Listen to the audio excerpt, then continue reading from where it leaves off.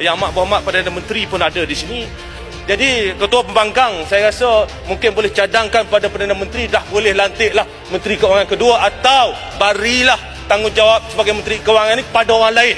Dan Perdana Menteri nak pusing mana pun dalam Malaysia ni, nak pusing dunia, nak jumpa pelakon, penyanyi ke apa, boleh buat janji urusan berkaitan keuangan negara dan ekonomi negara diberi tumpuan sepenuhnya. Sahabat saya di luar juga menyatakan bahawa penjawat-penjawat awam ketawa besar apabila Menteri Ekonomi menyatakan bahawa tugas MOF, tugas Menteri Kewangan ini dikecilkan skopnya hanya kepada UI semata-mata. Jadi oleh kerana RMK12 ini menyentuh tentang DE, saya nak tanyalah yang berhormat saya sebut Menteri Sokmo ni, mungkin tak lama lagi jadi Menteri rasanya Ketua Pembangkang kita ni.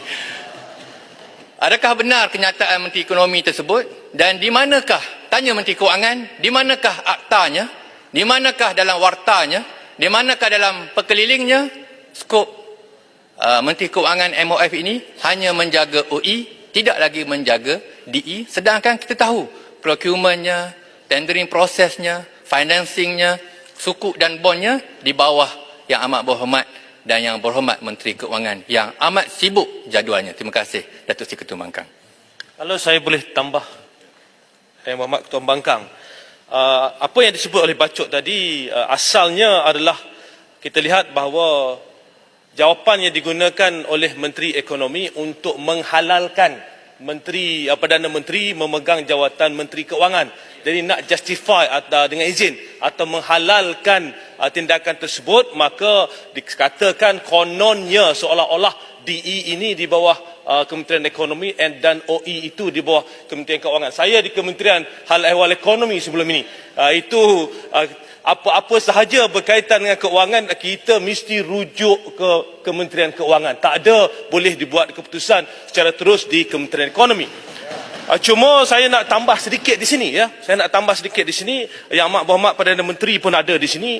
Melihat keadaan ekonomi semasa, melihat cabaran dunia di luar sana, kita lihat bagaimana ekonomi Malaysia, ekspor kita jatuh, ya, GDP kita pertumbuhan lebih rendah, menyederhana. Apa yang kita lihat pada waktu ini adalah kita memerlukan seorang Menteri Kewangan yang dapat menumpukan sepenuh masa kepada urusan-urusan pentadbiran Kementerian Keuangan.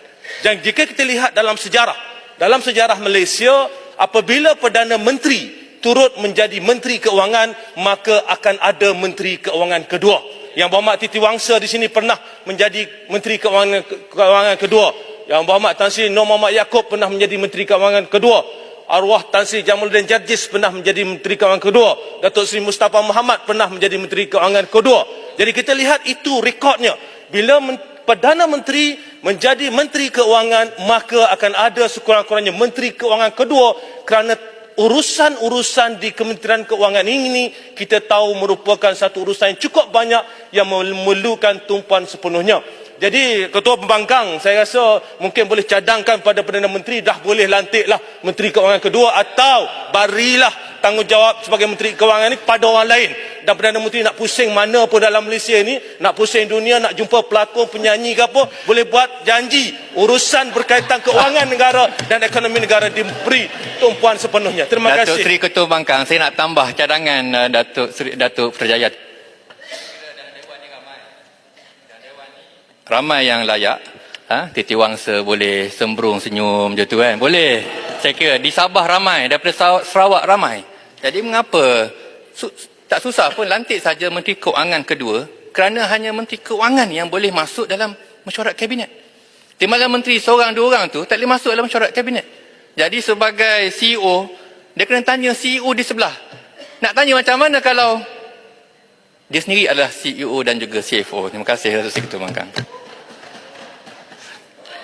Tuan Ketua, masukkan ucapan mereka tu dalam ucapan sebagai ucapan saya, salah satu ucapan saya.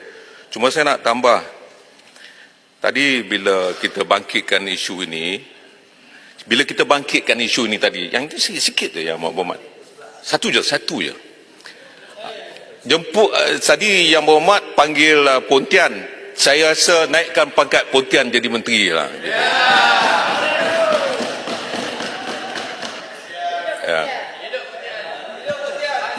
Pontian kuat bohong.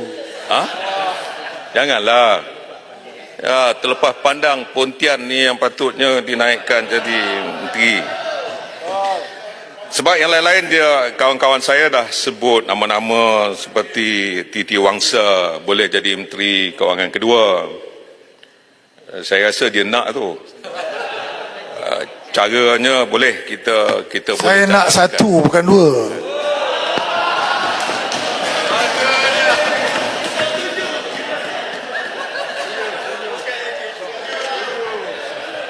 Tuan Yang Ketua, Setuju. Tuan Ketua, masukkan pencelahan Titi Wangsa dalam ucapan saya bahawa Titi Wangsa mahu untuk jadi Menteri Kewangan 1.